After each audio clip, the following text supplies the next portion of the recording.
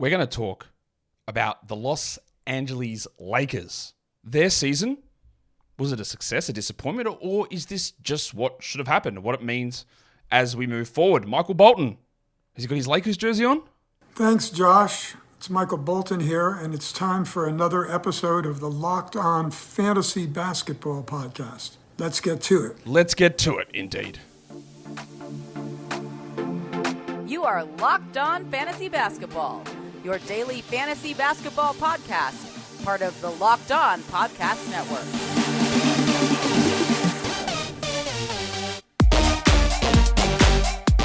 Hello and welcome to the Locked On Fantasy Basketball Podcast, brought to you by Basketball Monster. My name is Josh Lloyd, and if my grandmother had wheels, she would have been a bike. I'm also the lead fantasy analyst at basketballmonster.com, and you can find me on Twitter as always, at redrock_bball, on TikTok at redrock_bball, and on Instagram at Locked On Fantasy Basketball. We're going to talk more about Monopoly Go. It is the fast-paced game that lets you team up with friends for tournaments to unlock awesome prizes, like unique stickers for trading, cool playing pieces, hilarious emojis for taunting your friends. So download Monopoly Go now, free on Google Play or the App Store. Thank you also for making Locked On Fantasy Basketball your first listen every day. We are free and available to double bang on all platforms. And that's what you should do. You listen to the audio, you watch the video, you thumb, you comment, you bell. You tell me about all of your success. And there was someone who said, hey, Josh, can you send me your Monopoly Go link? And I did. Shout out to Monopoly Go. And then he sent me some of these things I was really needing to complete this thing. Loved it. Awesome. Chris, thank you very much for doing that. Appreciated that a lot. As that's the things that we talk about, Monopoly Go. It's not the only game I play. I do play cooler games, MLB The Show, as I play every single game in a 162-game franchise against the computer. What am I? A nerd that loves numbers or something? Who knows? We're talking the Los Angeles Lakers. Now, I am recording this a few days before it's released. That's what happens in the off-season. We record a bunch of things, people's schedules, and we back them up and put them out at certain points. You're going to get this one, and then probably the same day or maybe the next day you'll get my second mock draft of the cycle, and that will be after all of the prospect videos are done. And I think we had pretty good luck. I think there was only two to three players that we actually did prospect profiles on who ended up not remaining in the draft. Hunter Salas, Peyton Sanford, Caleb Love, maybe one other, but not that many. So we're pretty good. So all the prospects are done. We're going to go through, do mock drafts, big boards, and then we will have some other draft analyst guests on, and we'll cover that in sort of different ways. We'll talk about different things versus the individual player prospects. So that's all coming up. Now, that's a lot of words, but we're talking Lakers. We've got to talk Lakers. That's where we're at this point in the season. This is the 17th team review, and that's where the Lakers fall. Now, I'll get to that in a second, actually. Let's just have a bit of a look at how things were for the Lakers. They were 47-35 for the season, plus 1.8 net rating. That's about in line, and lost in the first round of the playoffs to the Nuggets. And honestly, that's just what this team is.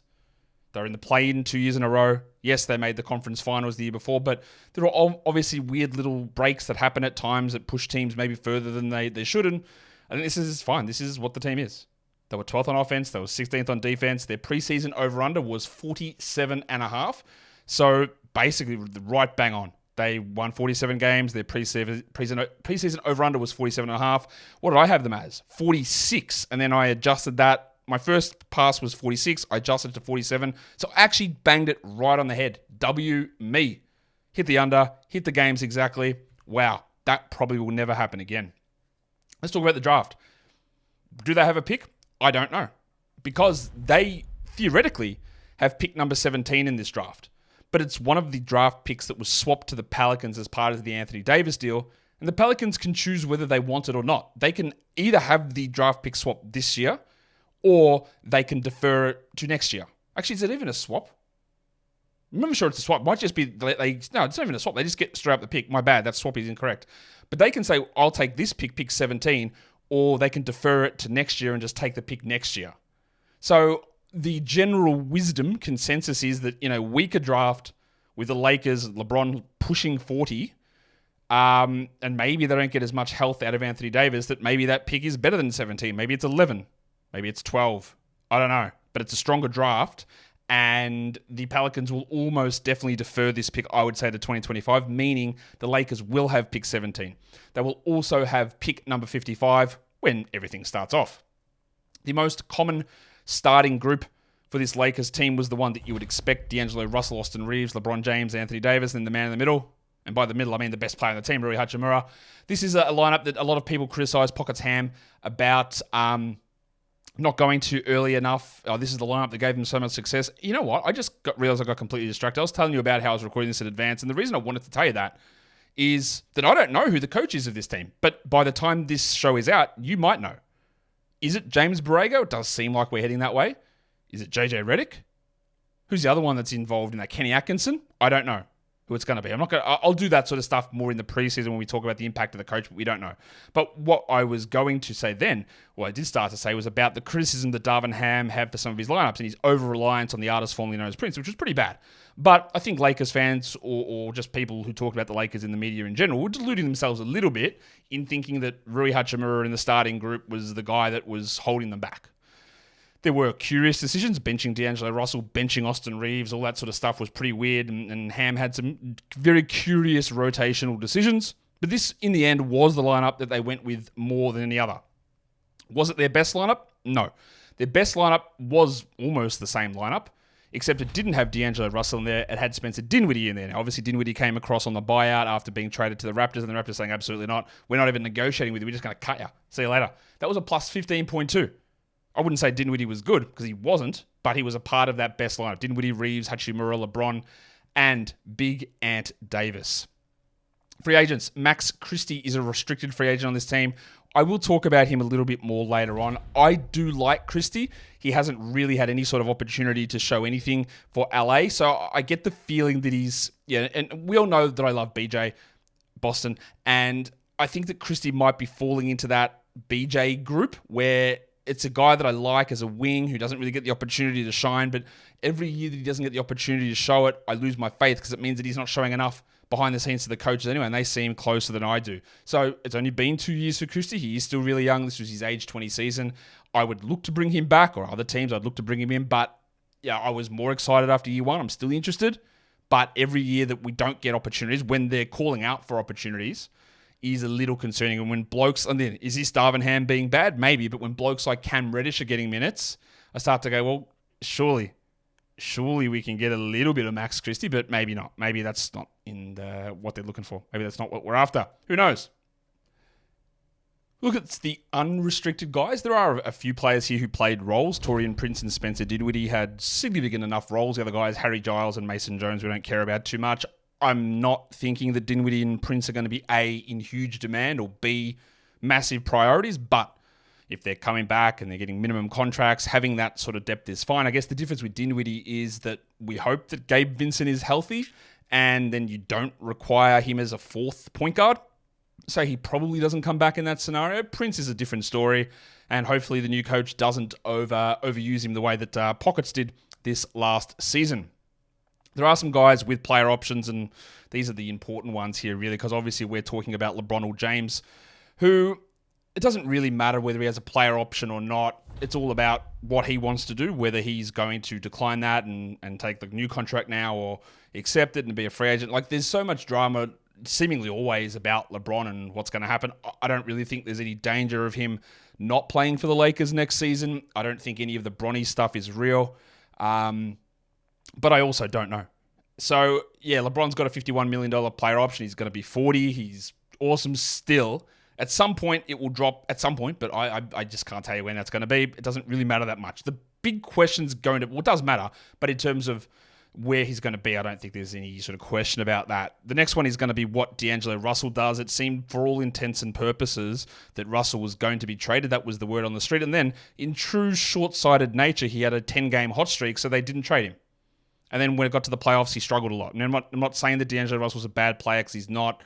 He's also a guy that has significant limitations and short-sighted thinking. And teams are always doing this. Nearly always, every team is very short-sighted or very slow. And those two things can coexist. And by slow, I mean they don't move off of a player whose value is going to decline early enough, therefore hamstringing their own team and any trade value they get back.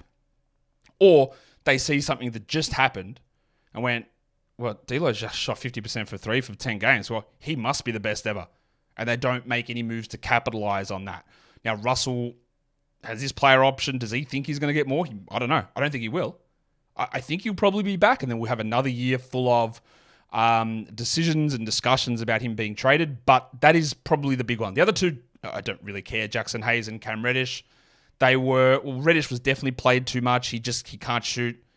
The ankles are done, it seems like. I don't think he actually needs to be on an NBA roster, or at least in an NBA rotation. And Hayes had some solid enough moments, but these sort of backup center players can be cycled through pretty easily. And yeah, he's not the answer to play next to Anthony Davis very clearly. And that's cool. Christian Wood has already picked up his player option, so he'll be playing next season on a expiring deal. And for those of you who still froth Christian Wood, that means it's contract year Christian Wood. I've seen there are still people who believe in Christian Wood, and I cannot understand it. I saw somebody, again, this is one person, but when there's one person, when you're looking through stuff, there's usually going to be a cohort that are behind the same thing. Talking about, people talk about Alex Sarr, and go like, yeah, some people compare Alex Sarr to Chris Bosh, and yeah, I can see it. But actually, what I see, and I think is probably more interesting, is Christian Wood. I went, what am I reading here? You think Alex Sarr being Christian Wood, and then in the same sentence saying that's great, and that means he's worth a number one pick, means that your eyes are in backwards. I'm not really sure what to understand with this. I don't know how often we have to see this with Wood, who, to be fair, showed some improvements in his game, but I don't care anymore. He's not a rotation player. He's not worth the fuss. He's not worth the fuss that he causes at times. He's not worth any of this. But he's back on a minimum deal. He'll be expiring contract, and someone somewhere, maybe even listening to this, will care. But that's not going to be me. Today's episode is brought to you by Monopoly Go. We've got to talk about Monopoly Go because it's fun. Like, I don't know what more to tell you. You know what Monopoly is. It's a board game. But that's not what this is. It's on your phone. It's Monopoly Go. It's mobile. You use it on your phone. And it's got all the elements of the classic Monopoly, but different things. You play against your friends. You team up. You trade these stickers. Boost in terms of getting extra money to get properties to then take the rent off them, or get extra dice for more turns and more rolls. You got those stickers you trade. You can go to large tournaments as well. You build up your board with very themed, specific buildings in those environments. It's just a fun thing to play on your phone with your friends, against your friends. Jump into those tournaments as well. You can win big, massive multipliers for all of these things.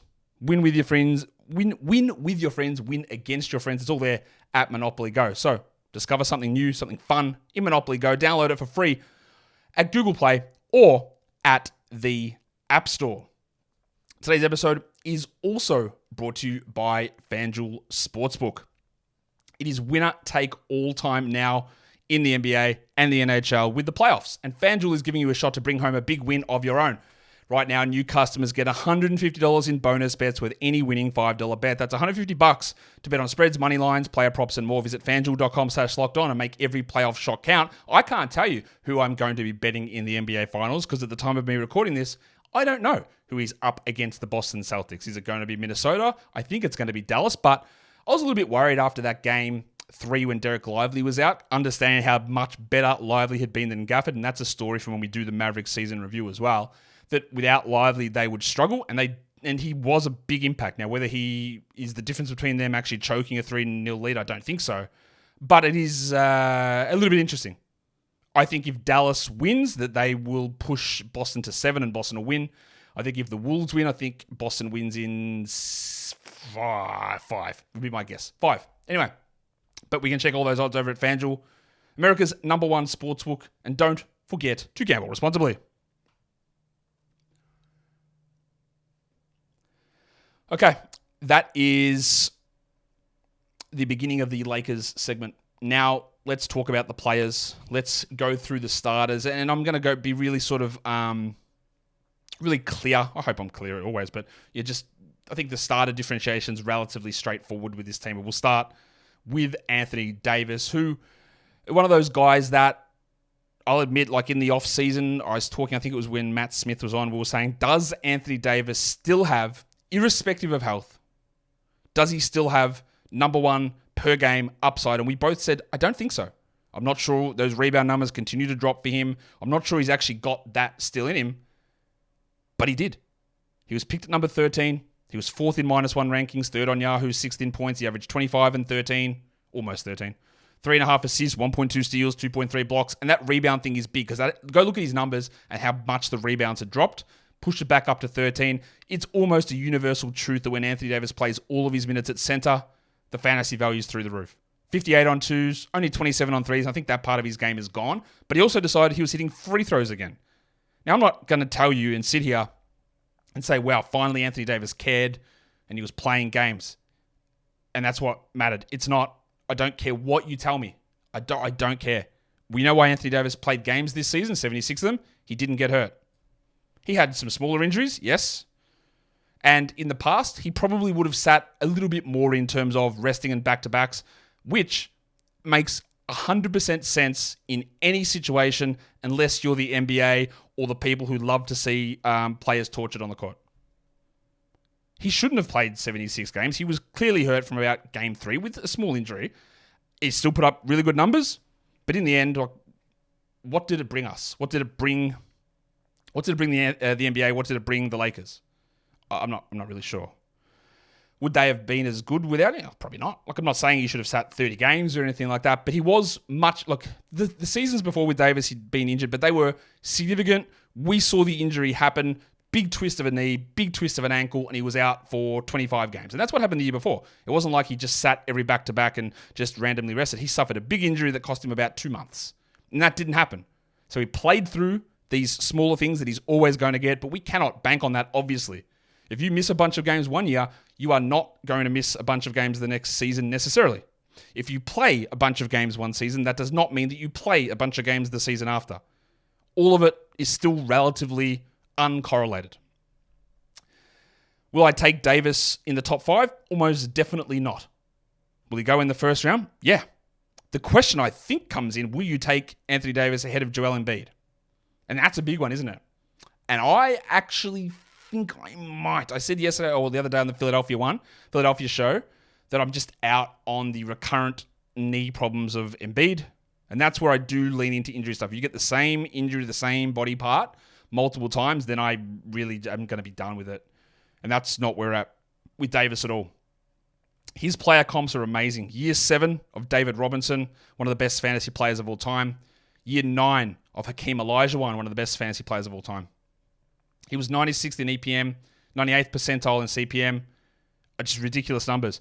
How about this, though? He was only in the 66th percentile of contesting shots at the rim, yet still blocked 2.3 shots. So he just didn't contest that many shots. So I look at all of this and go, okay, well, maybe the rebounds don't stick. Maybe he's not this free throw shooter. But he actually could block more shots. And I go, that's interesting. Now, he is 31, and as you get older, you do decrease your rim frequency, so maybe it doesn't. But it's not tapped out. It's not capped. This isn't the best case scenario for blocking shots for Davis. It could actually be higher, which is ridiculous. But he's 31. He's probably got 1 to 2 more years at this level, I would say. And if there's already been some sort of declines across his game, but awesome. I don't really know how much more positivity I can give with Davis. And I don't want to sit and make this as the kids would say, glazing session on LeBron James. But we've got to do a little bit of it. The bloke's 39. He played 71 games. He played 35 minutes a game. He obviously picks and chooses his spots a little bit more. But 11th ranked player in -1, 8th in points, ADP of 25. I'm still not going to do it. I'm still not going to take him in the first round. The man is going to turn 40 in December. I'm not taking a 40-year-old who this season, didn't suffer that. Yes, they go on the injury report every single game. We know this. He didn't suffer that significant injury that caused 3 to 4 weeks to be missed. Big ankle sprain, big groin strain. Didn't suffer that, luckily. Had little bumps and bruises and got a little bit more progressively hurt and sore and beat up as the season went on, which is what happens. But he was ridiculous. 25, 7, and 8. 26, 7, and 8, honestly, if you round up. That's just LeBron. He's not prime LeBron because he's not hitting 60% from the field, but he's not far off. And then he added an extra wrinkle by hitting 41% of his threes. Now, in the past, he'd be like a 65 2-point guy, and he's not that anymore. And I worry that 41% three is a little anomalous, and he's not going to hit 2 a game and hit him at 41. So if I'm looking at LeBron and saying, well, why wouldn't he be the 11th ranked player or 8th in points next season? I'd say what if he goes to 37 from 3, and that goes to 1.7 triples, and then the scoring goes from 25.7 to 24.9. These are all small changes, but they drop him down. I think that when you look at his numbers, it's hard to look at LeBron's numbers and go, yeah, they're going to get better. Like, I don't think that's really easy to do. Now, finding a comparison for LeBron is impossible because, well, not impossible. Who plays this long? Nobody. At this level, nobody. And the two names that come up were year 18 of Karl Malone. Sure, Karl would have preferred things to be around year 13, but it's year 18 for Karl Malone. And then I didn't even know how to categorize Michael Jordan because theoretically it's the 15th season of Jordan playing, but he had 1 year off in the middle to go play baseball. He had 3 years off and a retirement, but this is basically the final season of Jordan's career, Wizards Jordan. And LeBron's numbers are way better than Jordan at that point, but the way these comparisons work, they're not on pure rate stats or pure counting stats. It's based on things like rim frequency and rim deterrence and passing creation and passer rating and offensive load and all that sort of stuff. And they're the two guys, again, mainly because of age and longevity that he matched up with. Still insane. 98th percentile EPM, 98th percentile CPM. Probably more insane that in box creation, he was in the 99th percentile. So he's still doing everything for his team at this age. This guy is unbelievable. And I've said it in many shows and in this one, at some point he'll drop off. But honestly, maybe he doesn't. Maybe he doesn't. And I don't know why he's able to beat Father Time, but I don't actually care. He's ridiculous. I won't pick him in the first round. I probably won't pick him in the second round. And if you get him in the third round, you're probably going to get a successful story out of it. He was just awesome. Again, you can hate on him as much as you want. You can find him corny as much as you want. You can laugh at his interviews with Peter Crouch and, yeah, I know Crouch is a legend, whatever. The man's just ridiculously good. Simple as that. Today's episode is also brought to you by DoorDash. DoorDash, yes. With DoorDash, you know what it is. You can get food delivered. Cool. But it's not just that. You can get whatever it is. Now, Mother's Day is done, and I hope that you use DoorDash for Mother's Day to get all of these gifts for your mum. But you know what's coming up now? Now, this is where we differ because in Australia, Father's Day is not until September. But I know for you guys in America, Father's Day is coming up. So let's flip the script here on DoorDash because they haven't actually flipped it and given me the updated one. But if you're looking to get something in advance for your dad for Father's Day, well, we can get that over at DoorDash. Check out all of the different options, whether it is food, it's groceries, tech, retail, clothing, whatever it is that you want. DoorDash will have all of those different options. We've got the code LOCKEDONNBA as well, which get you 50% off your next order, and that is up to $15 when you spend $15 or more on your next order of grocery or retail or convenience. Order using DoorDash today. Terms apply. All right, now we've talked about the two main blokes here. Let's go to D'Angelo Russell. Now, you might think that I'm biased against D'Angelo Russell. It's not. I don't think it's biased. I don't have anything against the man in particular. I just don't think he's as good as other people do. And if you have that opinion, that's cool. If I have it, I think it's also cool. But I will say this. I got some things wrong on D'Angelo Russell this season. I watched D'Angelo Russell get benched in the playoffs the previous season. All right, I saw that happen. Saw the team go completely away from him. I saw him come back in and then start him and play him over Austin Reaves this season. Okay, that's a little weird. But then I saw them go, this isn't working. They reduced his minutes as a starter and then they benched him. I went, all right, I have seen this story before. He has played poorly. They have reduced his minutes slowly and now they've pushed him to the bench. He played on the bench for a bit of time. I went, I don't think he's very good. I don't think they think he's very good. I am out on holding on to D'Angelo Russell in fantasy and I said, we'll drop him. And then he went back to the starting lineup. He went absolutely crazy, and I was completely wrong. Very clearly. I should have had a little bit more patience going, well, who else are they going to play there? And my thought was literally anybody that makes more sense next to Reaves and LeBron, because I don't think Russell makes any sense next to those guys. But they went back to that alignment. He put up great numbers for this huge stretch, and he was great. Now, in the end, those numbers are insane. 50th in -1, D'Angelo Russell. He's only 28 as well, by the way. 44th on Yahoo, 63rd on points. Beat his ADP, smashed it. The only trade that I did all season in fantasy, interestingly, involved me getting D'Angelo Russell. I didn't go out and ask for I didn't initiate the trade. Someone just said, I'll give you D'Angelo Russell, and if you give me Aaron Neesmith. And I went, I don't really like D'Angelo Russell, but yeah, I'll take that every single day of the week. And I did, and it worked out really well for me. So I don't really know where I'm going to sit with D'Angelo next season, because 18, 3, and 6.5 is great. Defensive numbers are poor. 83 from the line is awesome. He's never been that good before. 42 from 3 is also awesome. So there's huge regression ability or regression potential in the shooting percentages. And he played 33 minutes tonight. But what if he doesn't? What if Chris Paul does come here and they decide that Paul is going to be the starter? They shouldn't, because Paul is absolutely washed. But if they do, I think Russell is probably going to be someone I look at in the 70s maybe, but I don't know. These numbers, this 50th ranking, this 18, 3, and 6 on 83% from the line and 42 from 3. I don't look at this and go, well, there we go. There's our new baseline. His best comps were year 6 of Terry Rozier and year 5 of CJ McCollum.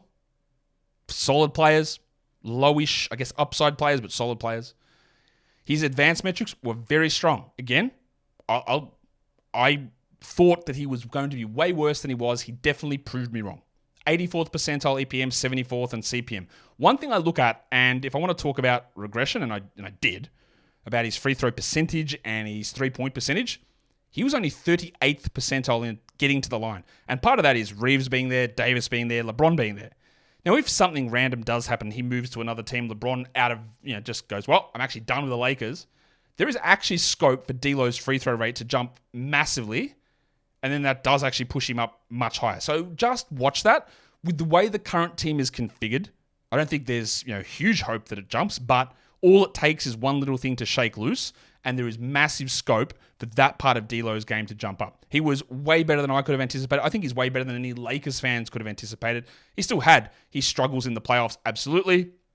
He's totally fine as a mid-pack starting point guard. Like, I'd have to go through and rank them, but is he like the 17th best point guard in the NBA? I don't know. That feels about right, like off the top of the dome. But I don't know. Anyway, got him wrong. Used logic that I thought was correct that wasn't, and made a bad call on it. It does happen, and I will be better in that in the future. Austin Reaves was also a really interesting player this season. I thought that he would have way more hype coming into the year. Played on Team USA, plays for the Lakers. People absolutely incorrectly just assumed that he was the next Alex Caruso because he was white. He played for the Lakers, and he was an undrafted player when he's absolutely nothing like Caruso. I thought he'd go way higher. So I was like, I'm interested in taking him around the 80s. Or I had him ranked around the 80s. His ADP was 89. That's fine. He started off the season horribly, like really bad. And there were many, many people wanting to drop him. In the end, 96th in -1, 53rd in Yahoo because he played every game.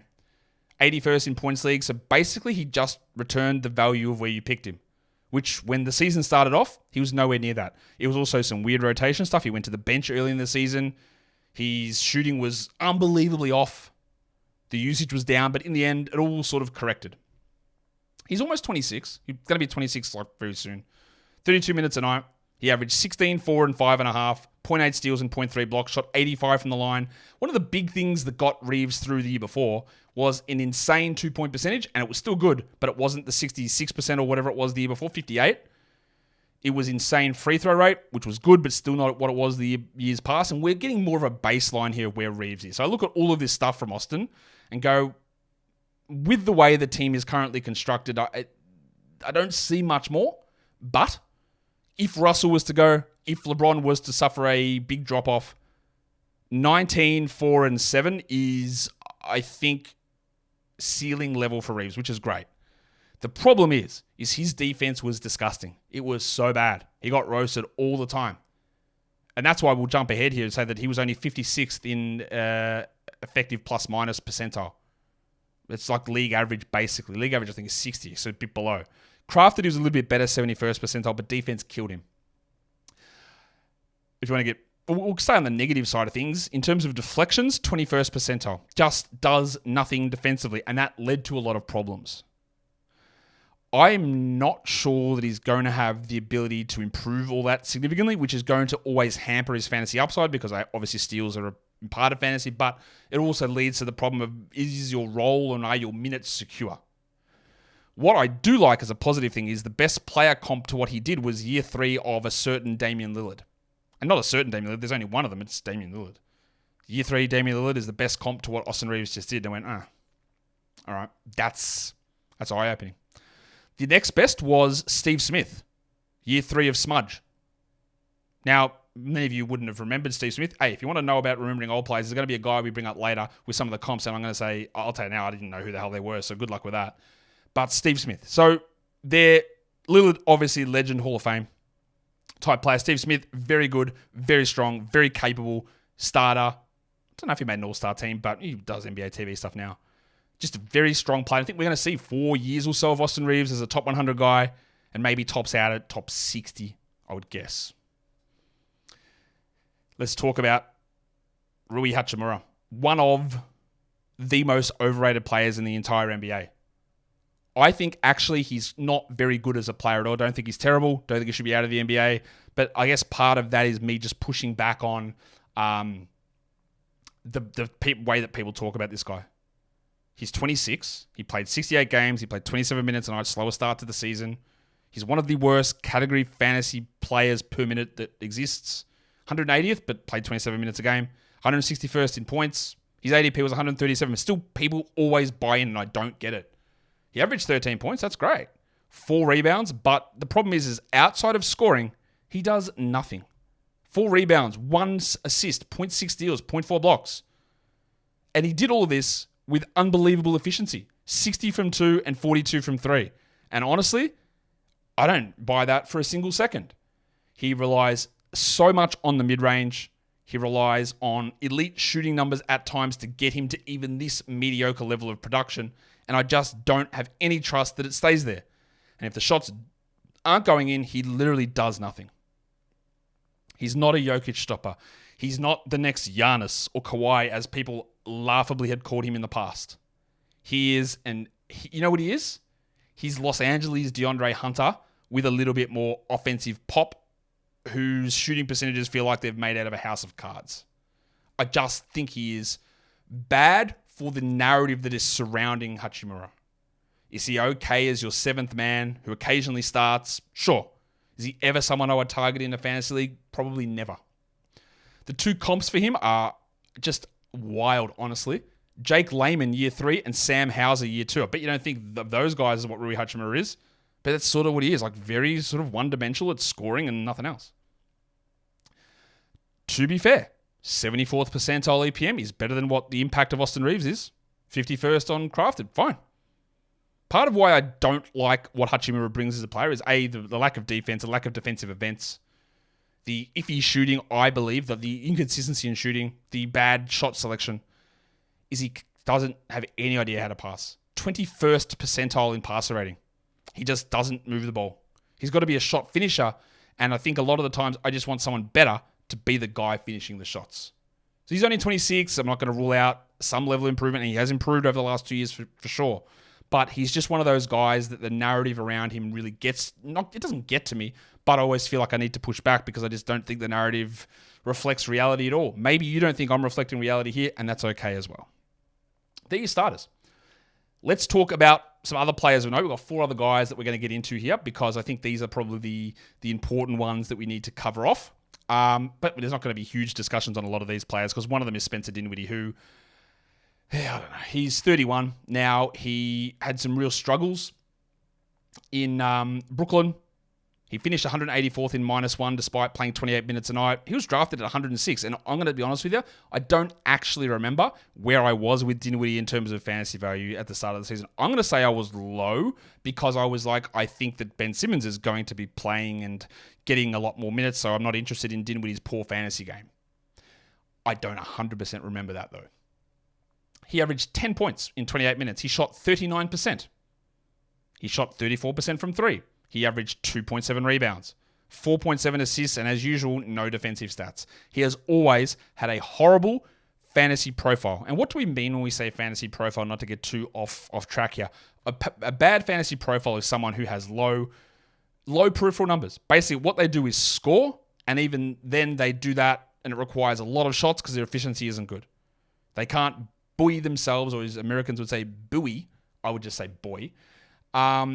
Themselves with... Now, in the past, he was a good assist player, but when you're playing next to Reaves and Russell and LeBron, you're never going to get assists. And where he fits, like no team I don't think will be investing in Dinwiddie as a starting point guard to get those assists back to being useful. So I just think that his time as a standard league guy is done. His best comps were year 7 of Pooh Richardson. Yes, real name. Not really, but that's what he went by. And year 12 is Corey Joseph. And by year 12 is Corey Joseph, I mean Corey Joseph's 12th season, which of course, I would say it was Corey Joseph's worst season, but he's got lots of competitors for being that because he's terrible as well. 73rd percentile EPM, 56th in crafted. Again, reasonable, but no upside, no excitement. Shouldn't be looking to bring him back at all. One of the reasons why he's just so bad as a peripheral player that when everything drops like it has, that he's just not going to be that guy is he's regularized, I hate that word, adjusted defensive turnover rate, creating defensive turnovers, which is regularized and adjusted over some multi-year stuff. 6th percentile. He does nothing.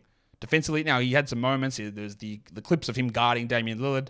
He's got the size, but as a general event creator, he stinks. And for us in fantasy, that's important, especially when your minutes come down. You've got to do some other stuff, and he does not. So I am out. Am I out on Taurean Prince? Well, I guess I would have had to have been in on Taurean Prince to get there. To be fair, I did add Taurean Prince in most of my leagues in the first week of the season because the Lakers had a great schedule. I added him before game 1. They had Hachimura out and Vanderbilt out, so he was going to get minutes, and he went absolutely bananas in that game, and it was one of the biggest W initial pickups that I had. But I also never fooled myself into believing that Taurean Prince was him, or he was good, or he was useful. But Darvin Ham did. 229th in -1, even though he played... maybe I was harsh on Rui Hachimura. Maybe Taurean Prince does way less with more. He finished 152nd on Yahoo. Again, do not buy those rankings whatsoever. He played 78 games. He averaged 9 points with 3 rebounds, 1.5 assists and 0.7 steals. For a 3-and-D guy, he hits the 3 okay, but the D has never been there. Never. And my theory on a lot of this is when you're this sort of a size player and you're not a high usage player, people just think you're 3-and-D. And if you have long hair and if you have dreadlocks and you're putting in effort and they're swishing around, people makes it look like you're a better defender than you are. A lot of people could be fooled by someone who does like chaotic type movements or is, I don't even know the right way to say it. It's like the way that a lot of people would think that Russell Westbrook was a good defender because he would like snarl and do like quick movements or something. And okay, bro, who cares? Prince is a little bit like that. His best comps were year 7 and then year 8 of Rasul Butler, rest in peace. 18th percentile crafted plus minus, that actually rings true a lot. And 42nd on EPM, like he was just bad. 17th percentile offensive load. He just had nothing to do offensively. Now, part of that is the team. Do you want Taurean Prince to do more? No, of course you don't. He's one of those guys that you go, okay, well, they've got a good little schedule here, the Lakers. Could Taurean Prince hit me 3 threes for 3 games in a row? Yeah. Yep. And that's the only time that I get interested because nothing else that he does is any interest to me at all. Those 27 minutes are just not going to repeat, I don't think, at any point for the rest of his career. The Lakers, this is going to sound... is it pandering? I don't know, a little bit. But Jared Vanderbilt played 29 games only. He played 20 minutes only. Yes, Vanderbilt was played off the floor in the playoffs at times. He has some offensive struggles. But his defensive ability in the regular season was key to a lot of those lineups. Jared Vanderbilt can play center defensively. People think he's a 3. He is not. He's a big man who's a little bit shorter but can guard small players. But him having those significant lower body foot injuries, it's a red flag because he had a lot of those early in his career as well. And in college, that's like not great that they're reappearing. But the fact that he wasn't out there, I think, is just a low-key reason why this team struggled.